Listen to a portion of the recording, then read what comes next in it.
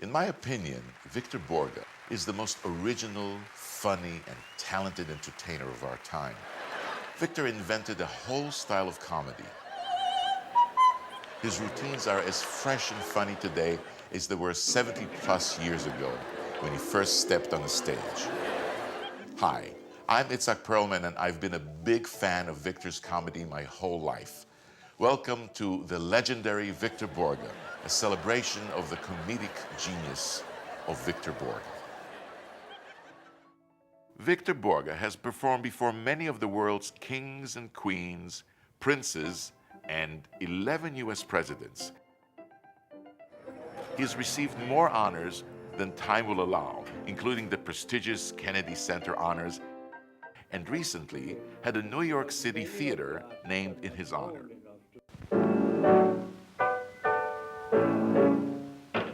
In a successful film career in Denmark, Borge played many roles. Here are some excerpts.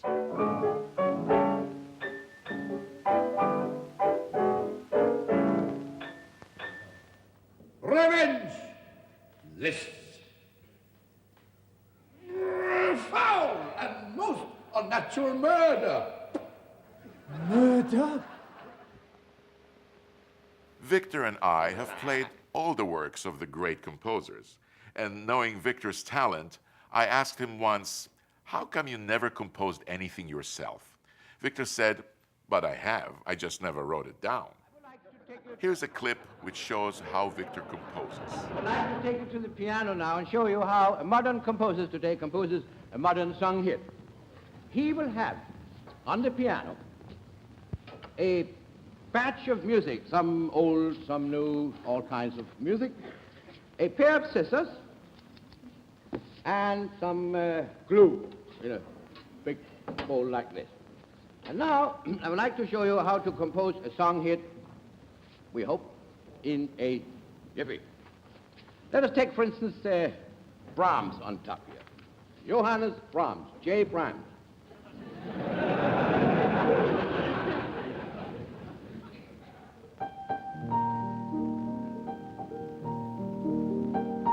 There's a lively one. Ah, that's too slow. Tchaikovsky, Peter Ilyich Tchaikovsky. This is something.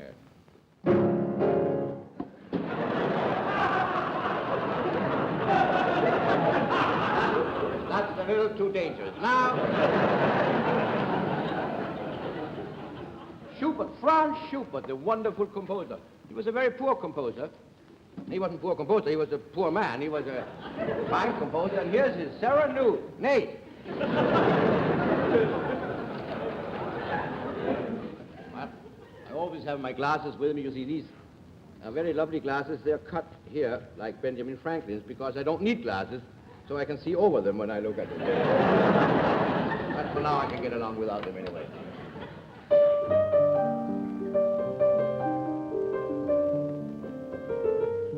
That's a lovely theme, and nobody will know that, so we will cut out a little of this. That'll never be popular. You know, make it so that nobody will recognize it.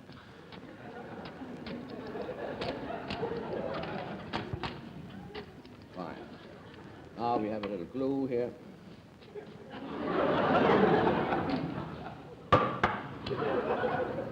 Now, for our next edition, a little Debussy, Claude Debussy, the French composer by the same name. Claude Debussy, unfortunately, is dead, as you probably have heard. And I sincerely hope he is, because they buried him quite a few years ago.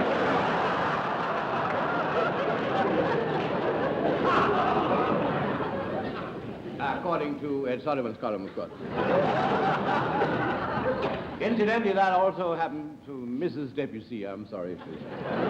The whole family gone.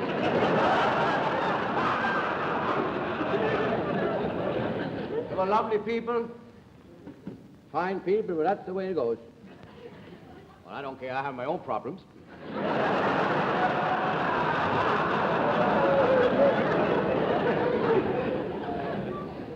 I didn't even know them.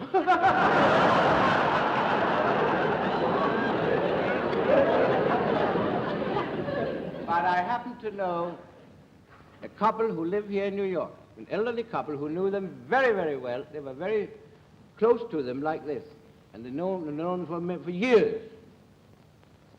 And they have told me all about it. It's very interesting to hear people sit and talk about such greatness being so far remote from them, and they really knew them well. Lovely. They hated them. Now we have a little Shostakovich. Shostakovich.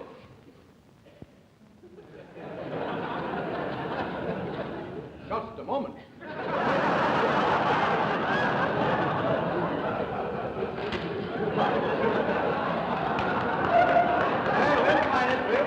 We'll find it.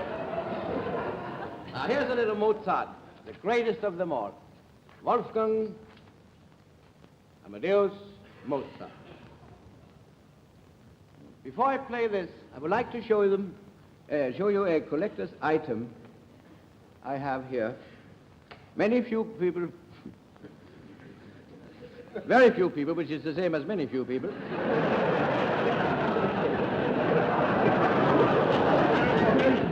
We'll get into French in a minute. Envy me this little collection here. This, ladies and gentlemen, in this little box is the first note that Wolfgang Mozart ever wrote in his life. Isn't that the cutest thing? Can you see it? Well, it doesn't matter. It's here anyway. And this is a B. Think of that little cute Mozart. This is the first note he ever wrote. And here I have, in the other hand, or now in the same hand,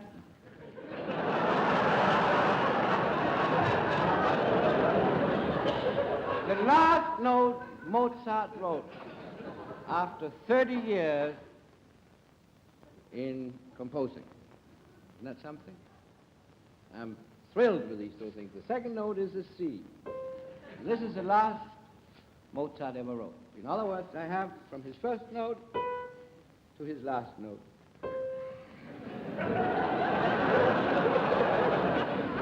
Actually, I don't think he went very far, do you? One of the most prominent television correspondents, Mike Wallace, played an unusual role, the straight man, to Victor Borge, almost 40 years ago. Tonight, we take pride in demonstrating for the first time the phenomenal discovery of the time window. The time window was developed by an obscure network vice president who was dozing one night before his television set and inadvertently short-circuited his remote control switch by dropping it into a plate of 100-year-old turtle soup. And to his amazement, this gentleman found himself watching a Civil War movie with the original cast, an event that occurred exactly 100 years ago. Well, tonight, through the miracle of the time window, we present the first in our new gallery of television portraits of colorful geniuses and historic figures of a century ago. And now, ladies and gentlemen, as you gaze into the time window, we take you to the home of the eminent Hungarian composer Franz Liszt. And in so doing, we set television back 100 years. Are you there, Mr. Liszt? Mr. Liszt, are you there?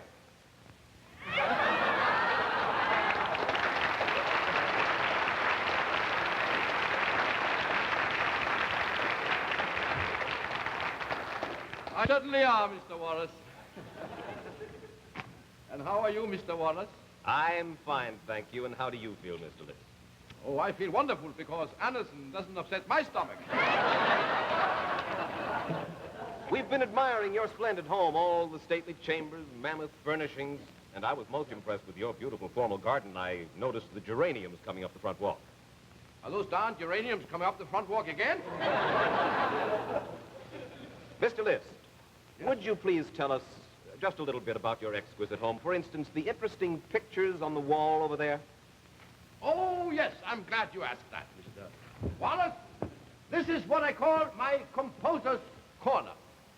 These are the composers of my most favorite compositions, I may say. There I am, 6 years old.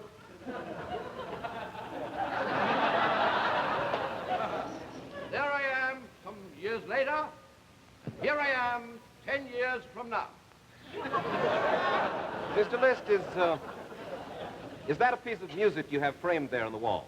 No, that is the piece of music I have framed there on the wall.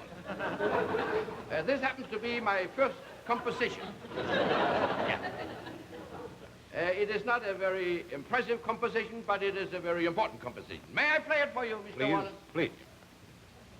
I told you it was not very impressive, but it is important. Here it is. Yeah. Well, I told you, but it is very important because if we hadn't written this, we would never have had this.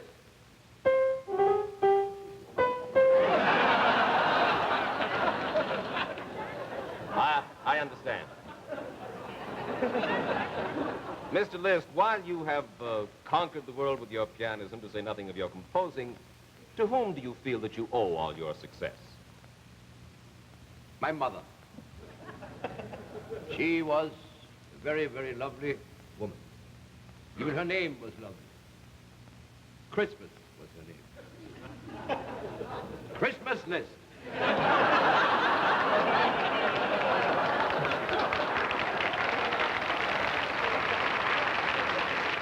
With your permission, sir, I wonder if I may change the subject. Everyone is interested in the amours of a great artist. Oh. And it's common knowledge that you have known many women in your lifetime. Now, without going into details, of course, would you care to comment on your relationship with the fair sex? Mr. Wallace, which one is that? The women, you mean? Yes.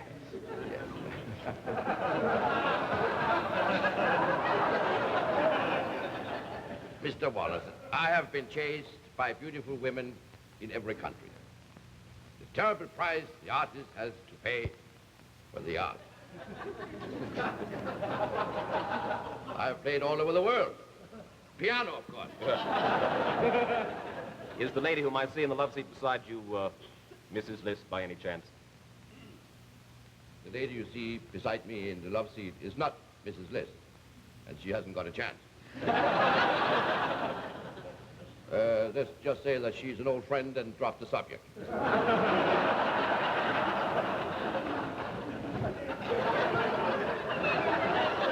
I keep her here for balance. Franz Liszt, have you ever thought of writing an opera? No, frankly, I haven't. But I met Joe Green yesterday on the street, and this is very interesting. Joe Green? Yes, Joe Oh, Green. you mean Giuseppe Verdi? Oh, that's his stage name. We met, and he suggested something about Aida. I don't even know her. No, I wasn't interested in anything like that. Well, you might be interested to know, Mr. Liszt, that there is now a movie in our country based on your life. Is that so? What's the name of that? It's called Song Without End. It covers your entire brilliant career. And you certainly did have a brilliant career. Yes, except for that very, very bad year, 1887. Well, what happened in 1887? I died. Well, I'm sorry to hear that. That's life.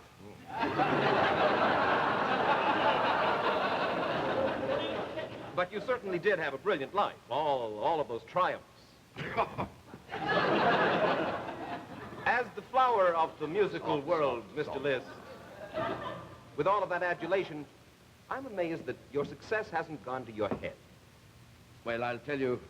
Excuse me just a second. I'm a chain sniffer.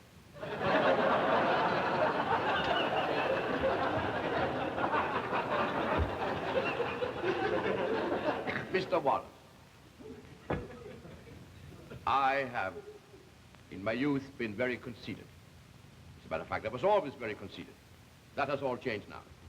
Now I'm perfect. Yes. And it's surprising how you still manage to retain your modesty, sir.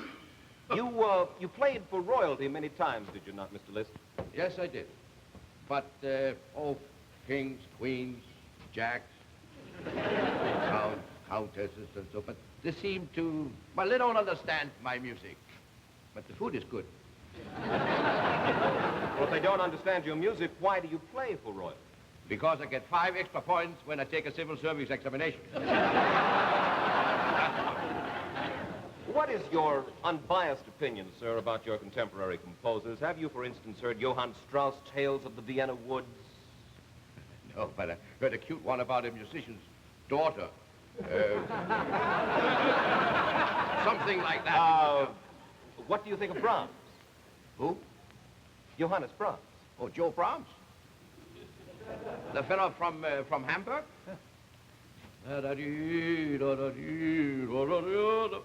He writes for babies. What do you expect from a hamburger? Chopin? Well, he used to be a good friend of mine, but he got in with a bad crowd. He was running around with this woman. What was her name? What was her name? George? Are you trying to be funny, maybe? I'm sorry, sir, but her name was George. You're sick! George Sand. George Sand. I'm sorry. I'm sorry. Yes, I apologize. Of course. The one who smoked my cigar. Yes.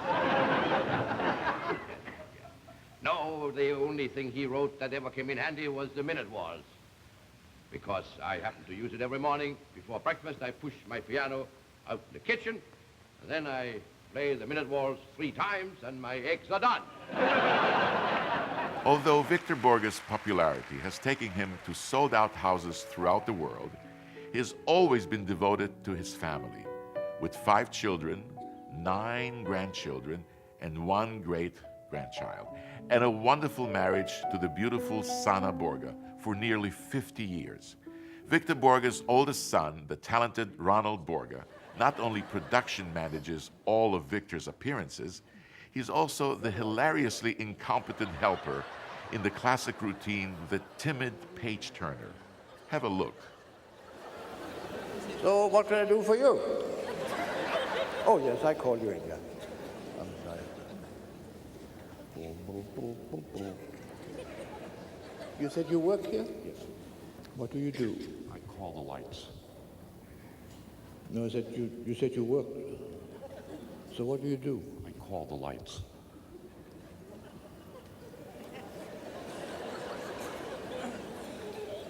What do you call the lights?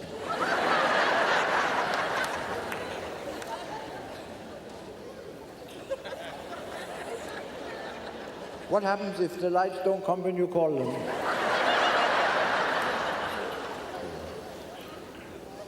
I do.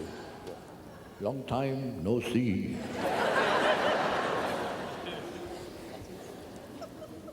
Are you afraid your hand will fall off? Well, the same on the back of it. Oh, now I remember. Would you be kind enough to turn the pages? I had a problem there. I should have had a book right there. Loose sheets are very difficult. Nice fellow, a little dopey, but he's silly.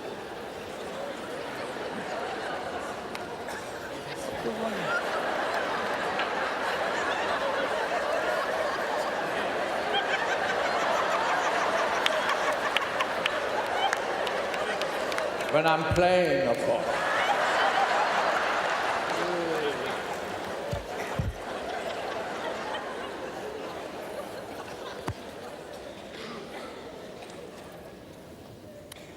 Okay.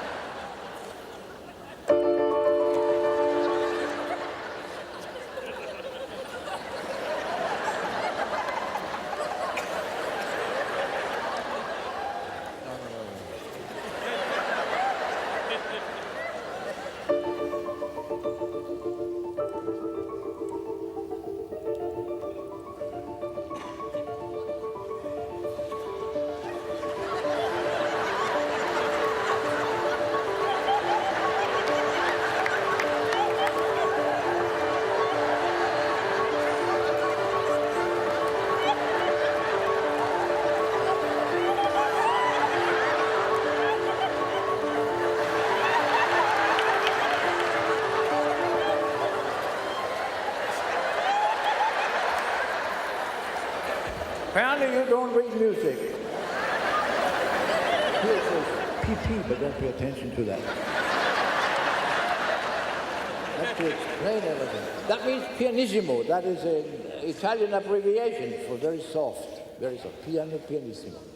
Just the opposite of which.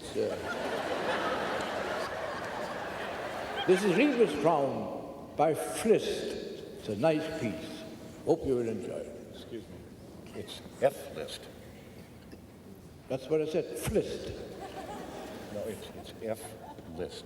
F-list, young man, is Flist. You don't say M. Mozart.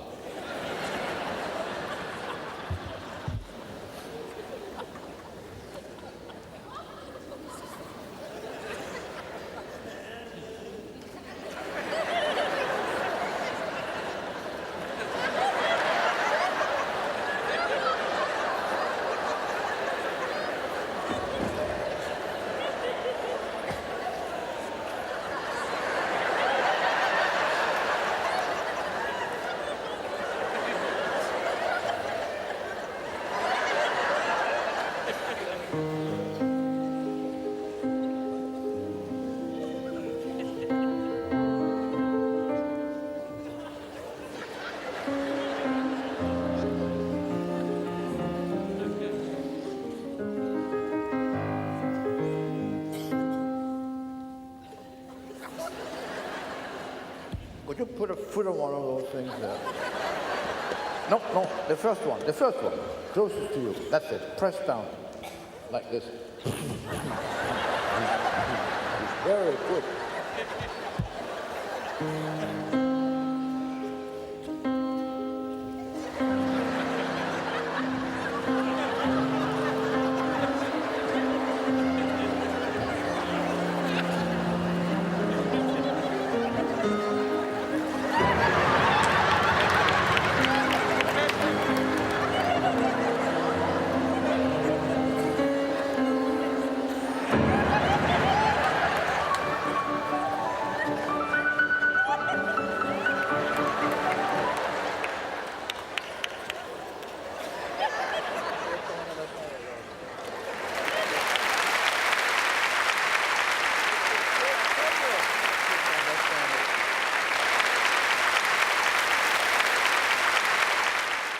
When Victor Borge takes the stage, you will never know who will appear with him. 20th century legends like Jack Benny and George Burns, Frank Sinatra, Isaac Stern, Dean Martin, Ed Sullivan, Beverly Sills, Liberace, and Oh, Mr. Borge. Fozzie Bear? Could I come in and hear you play? Yes, come right in. Oh, terrific! Quiet. Yeah. Oh, boy, oh, boy, oh, boy. I'll be real quiet. Very good, very Yeah, good. what are you going to play? I'm going to play some Beethoven. I'm playing the Moonlight Sonata by Beethoven. Oh, go ahead, yes. I don't think you would like it. Why? See what it says here? Con molto tedioso. What does that mean? That means with great dullness. I don't think you would like that. Not the way you came in here. Yeah, that's it. No, go, please, please, for me. Okay, you have to be quiet. Okay. Shh. That's the Spanish composer, El Beethoven.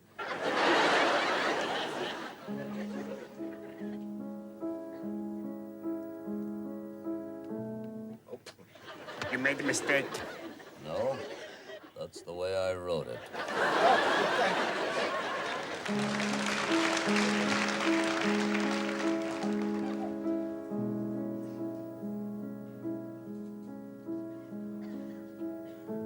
Thank you. You're welcome.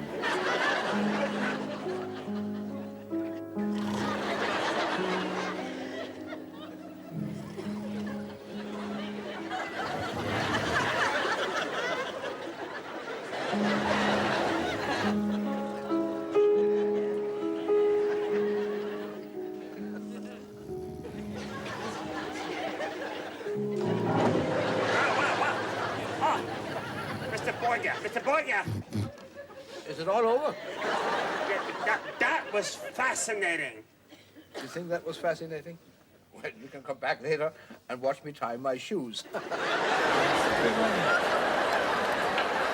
Everybody is always straight. asking Victor Borge You know, to it's play not something easy. straight. All the way.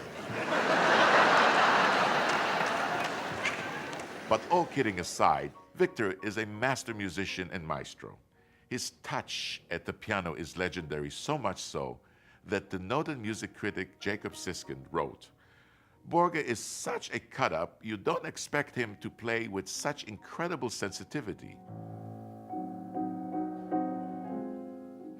The tone is pure gold. Here are some excerpts from performances showcasing his masterful musical abilities.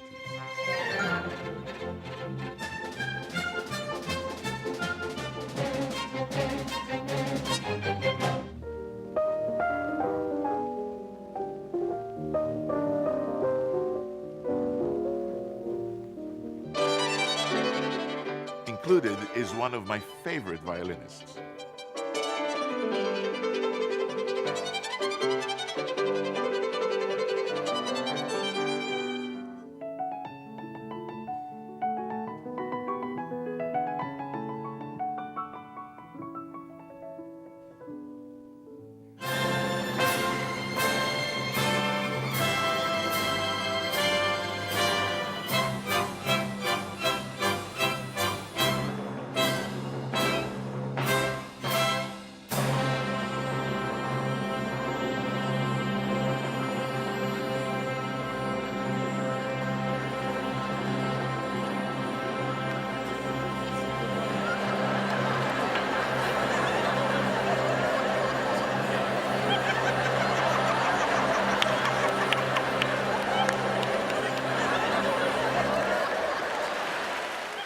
Just when you think that you know what Victor Borge is going to do next, he comes up with something completely unexpected.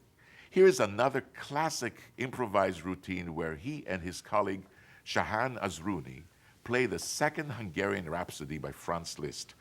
Have a look.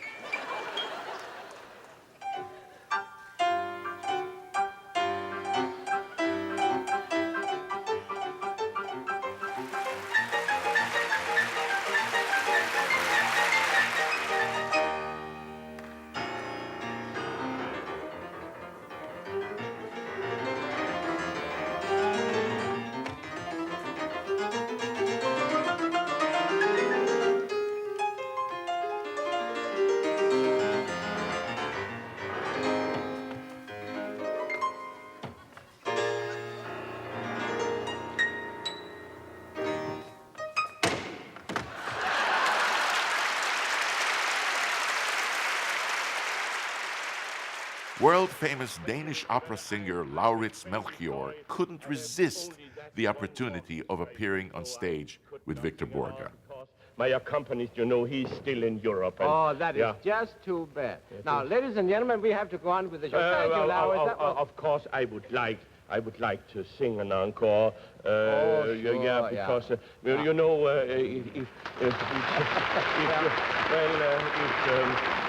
if you could perhaps, I have no accompanist, but you could perhaps, if you would. Well, I don't sing, you know. That's it. I'm awfully Well, sorry. I mean, if you would. If I would, yeah, but I don't think the audience wants another one, actually.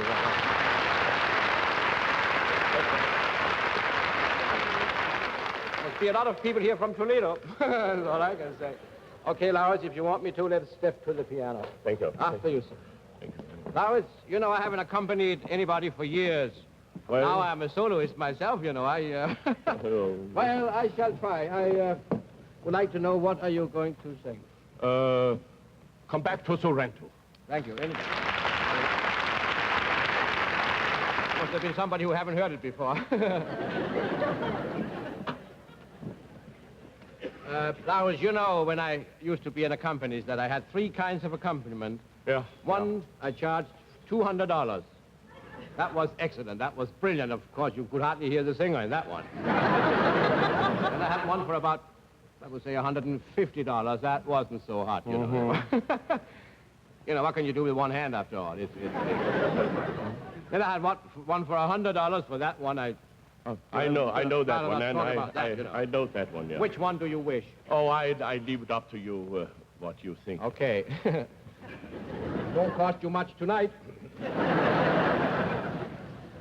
Okay. May I hear your A, please? I like mine better. I mean, there's something in the piano that's not supposed to be. That must be from another show. Would you please take that one? Sorrento?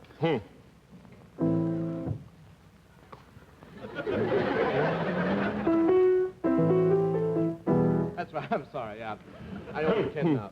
Guarda il mare come bello, spira tanto sentimento, come soave accento, e me testo fa sognar. Senti come lieve sale dai giardini d'ordaranti un profumo non vai quale per chi palpita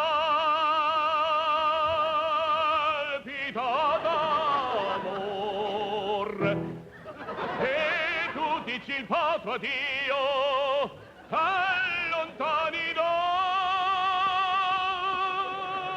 mio cuore questa terra dell'amore.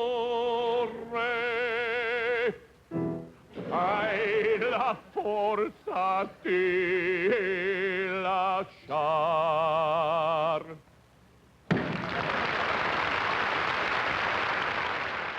The genius of Victor Borge's comedy is not limited to any language, so much so that he had to create his own.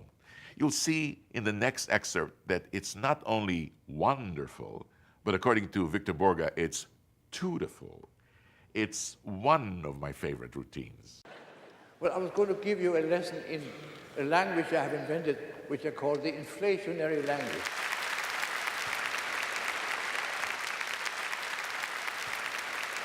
Everything with numbers in it is going up and up and up, except the language.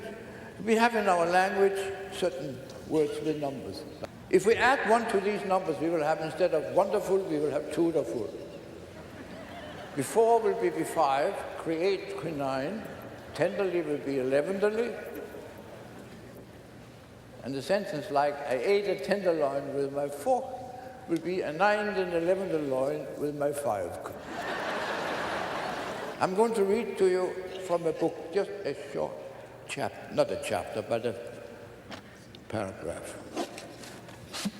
This is a book written by a Russian author. It's not a very good book, but I don't read the whole thing anyway. He is Ivanovich Volofov Sonovovich. These are short stories, very short stories. The shortest stories that are available, actually, because they're so bad that there was no reason to make them any longer. Yeah. And he writes, here, for instance, is one about Tchaikovsky. See under ch. Are you laying eggs? See under ch. Yeah. Peter Ilyich Tchaikovsky. It says seafood. What? Oh, see footnote.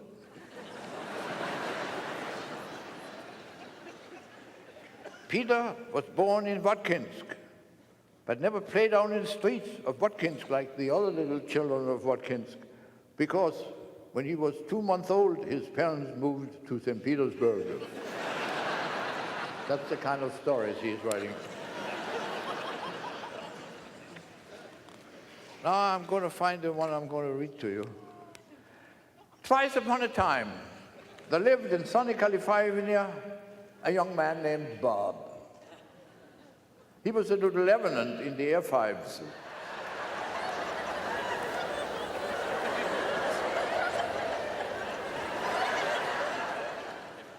Bob had been very fond of Anna, his 1.5 sister, ever since she saw the light of day for the second time.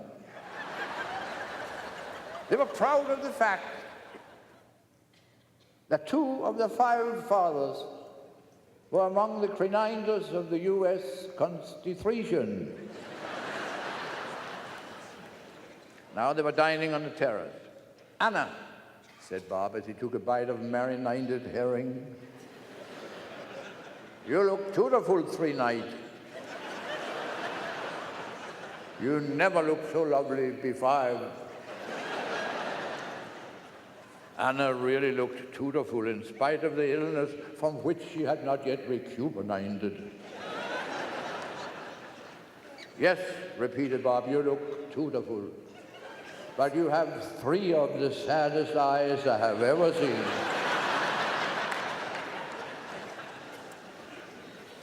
The table was tastefully decorated with Anna's favorite flowers, 3 lips.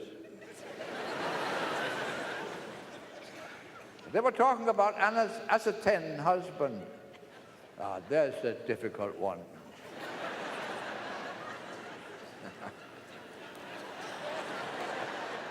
Ascertained husband.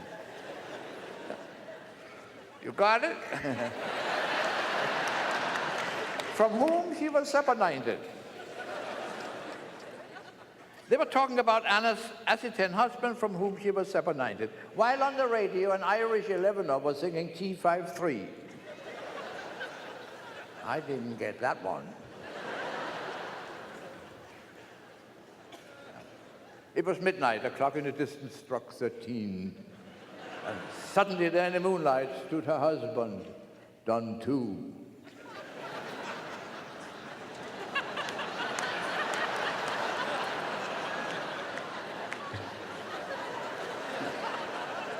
Obviously intoxicated,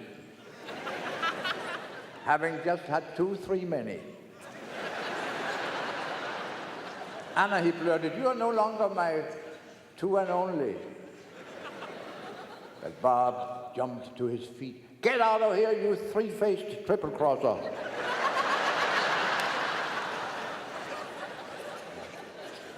But Anna warned, be careful, Bob, you're talking to an officer. Aha, said Bob, is he 2? I'm 2-3.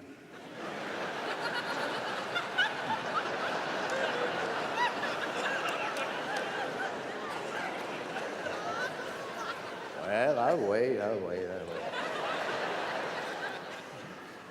All right, said Don 2 as he wiped his 5 head. Farewell, Anna, 5 ever and ever. Threedaloo, threedaloo.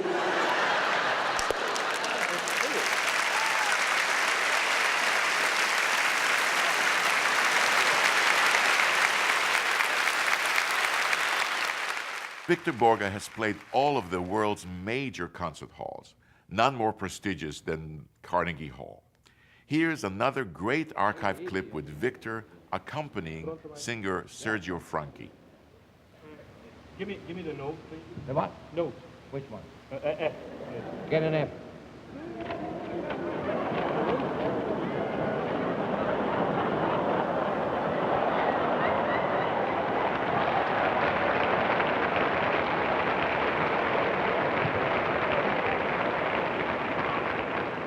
I want an F on the piano. I beg your pardon. I want an F on the piano. Put it there. No, I want an da da da da da da da. Oh, you know, to stop. Ah, thank you. Is that an F? No. No. No. Yes, that's it. Pronto? No, F. F. Wait a minute. Wait a minute. It's not never.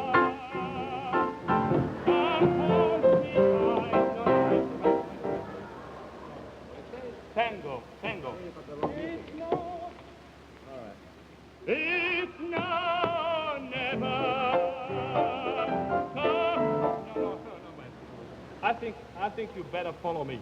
Follow you? Oh yes, please follow me. Pleasure. Thank you. Mimi. Wait a minute. Let me get you right. Right. All right. Tango. Tango. Thank you. It's no, never. Come hold me tight. Kiss me, my darling. Let's be mine tonight. Tomorrow will be today. It's now or never. And my love can't wait.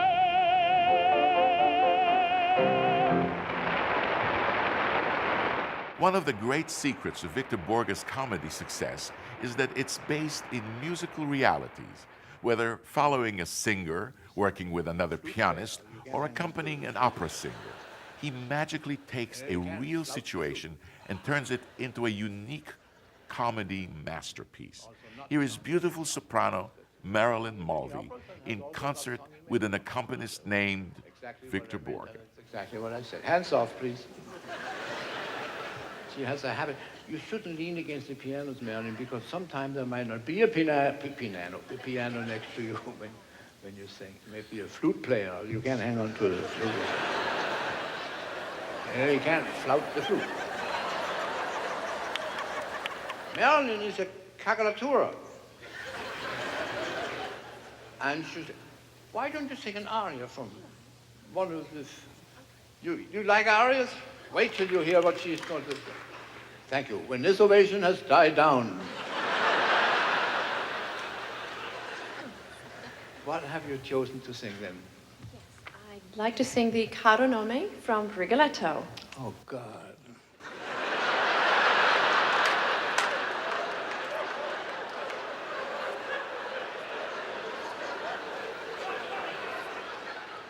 All right, for the ones of you who are staying, Marilyn will sing the Kakanome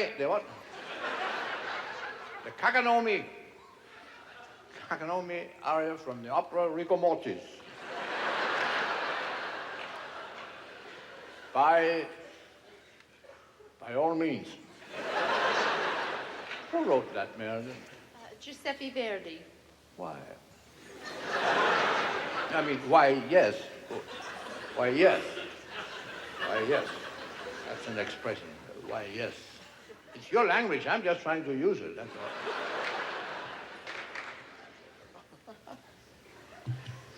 all. Hands off, please.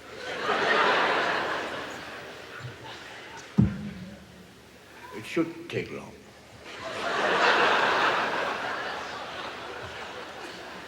Not if I can help it.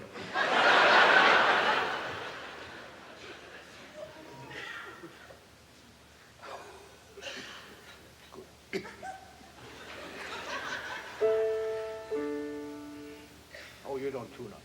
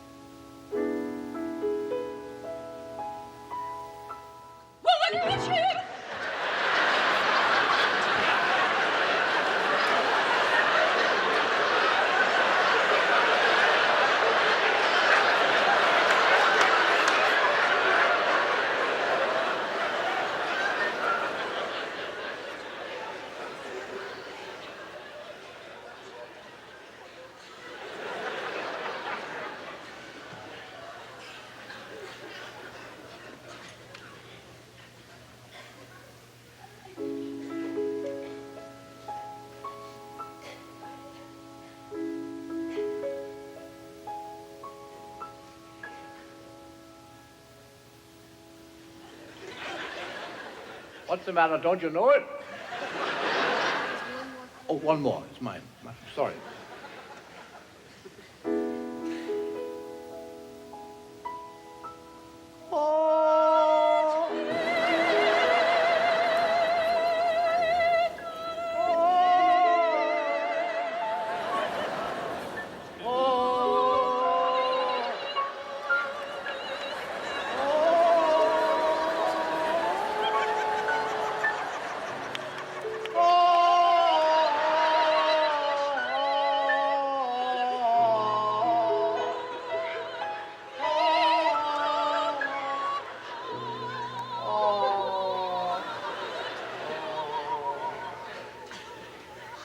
Finished?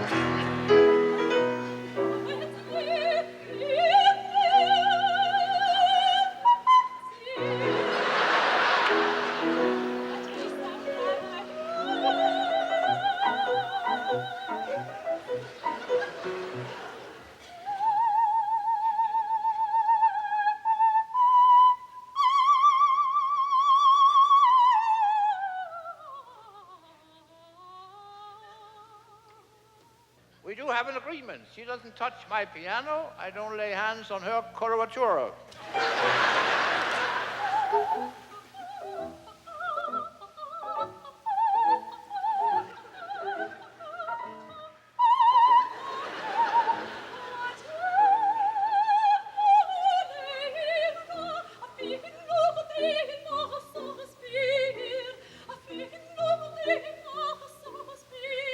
You just said that. Twice.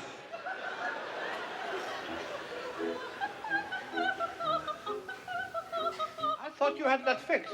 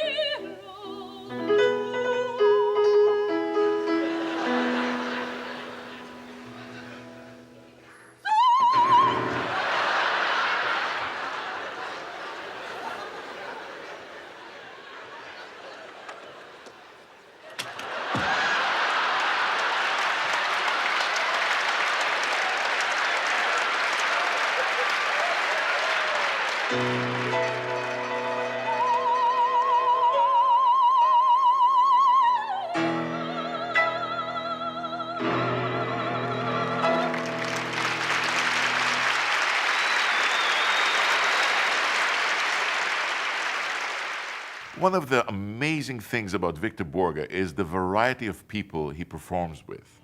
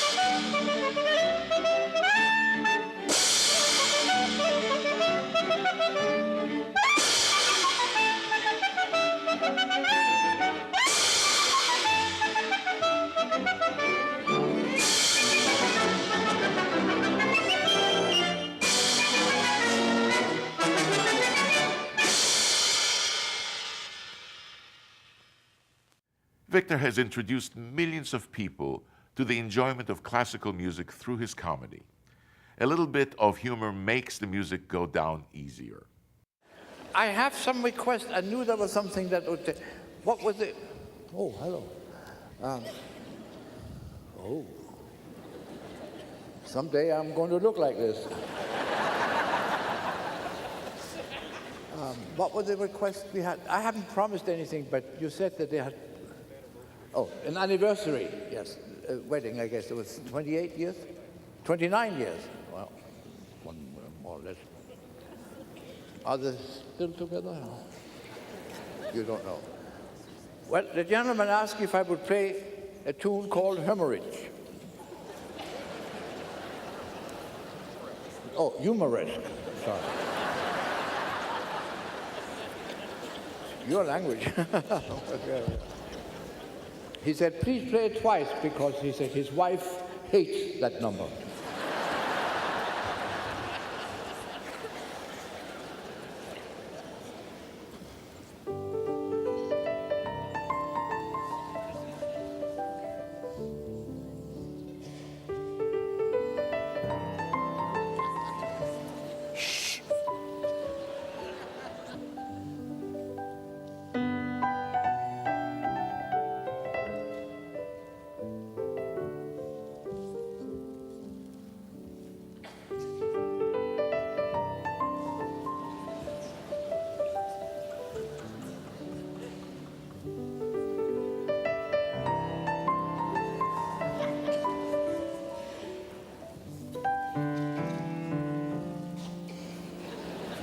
I'm sorry, but this is not the way I thought it was. But that, 1 second, let me just check something. I always run into that corner there, you know.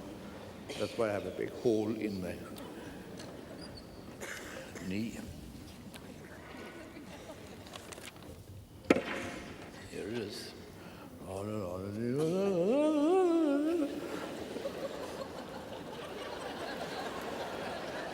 All right, you sing it. I'm not a singer, obviously.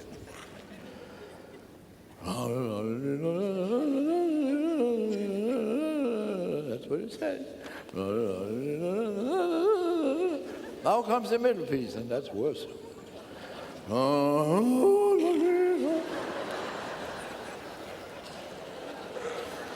Are you here to enjoy it or not?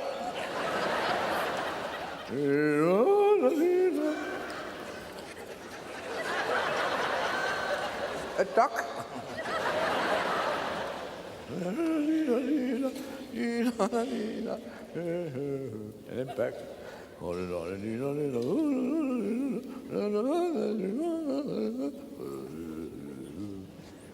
Now we shall see what it sounds like.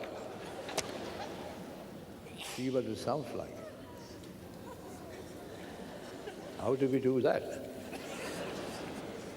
Why don't we listen to what it looks like? Well, it's your language. I'm just trying to use it, I told you. Somebody said that they can't stand. No, what was it? He said, he just sit up at night, but they sit down in the daytime. What's the difference?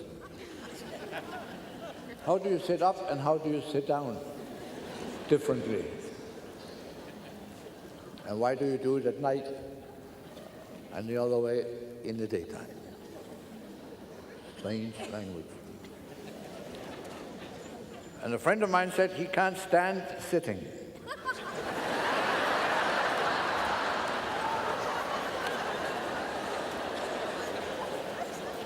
There are many things we do differently here.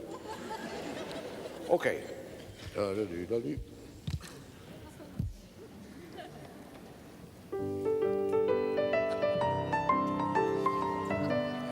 I was right. Thank you.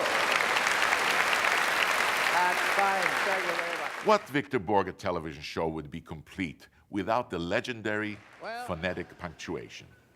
I invented it many years ago when I first noticed that people who speak together often fail to understand each other clearly.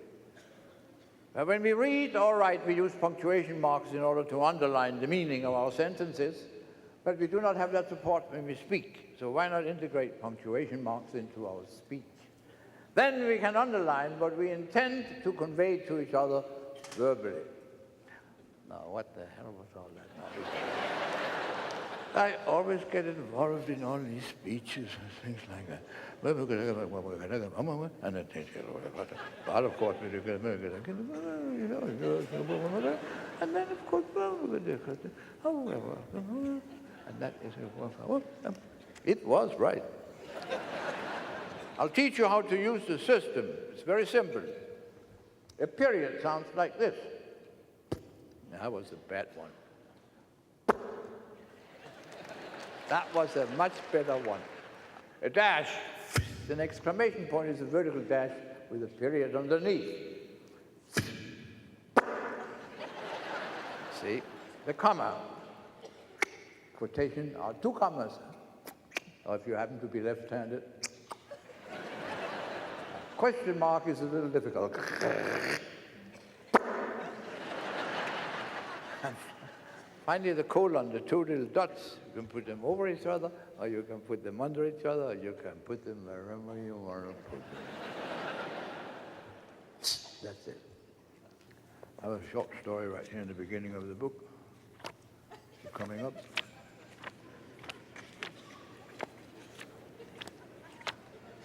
Page 9. Oh. Page 6. In the open window, there suddenly came light. Beautiful Elinor sat alone dreaming of but one thing.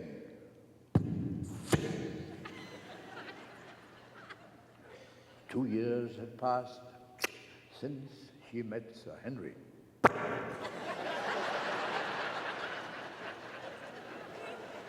She could still remember the unhappy evening when her father had thrown him out. They had been sitting in the park, and Henry had said, "Darling."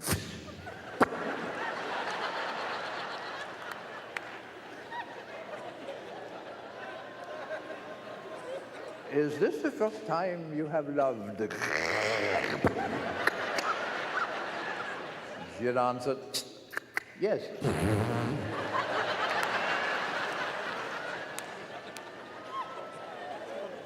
But it is so wonderful that I hope it shall not be the last.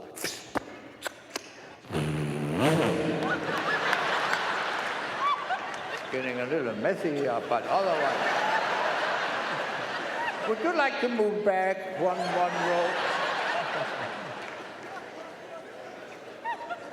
Suddenly she heard a well-known sound. It was he. In 2 strides he was near her, embraced, kissed, and caressed her.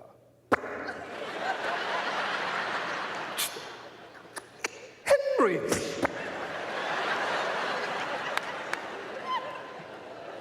What is love? She asked. He answered, well, I couldn't live without.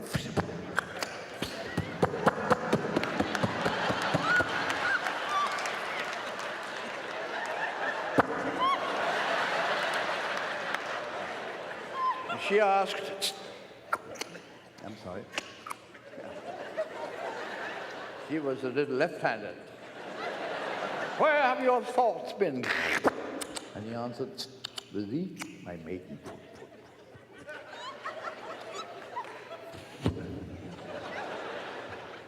Suddenly he had gone. Oops.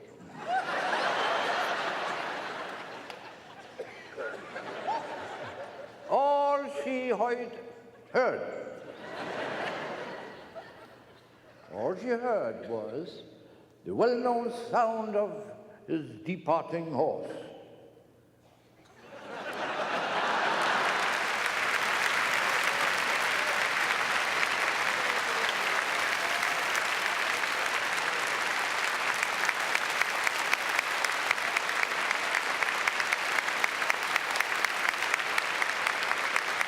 The legendary Victor Borge has brought happiness and laughter to millions of people around the world for more than 70 years.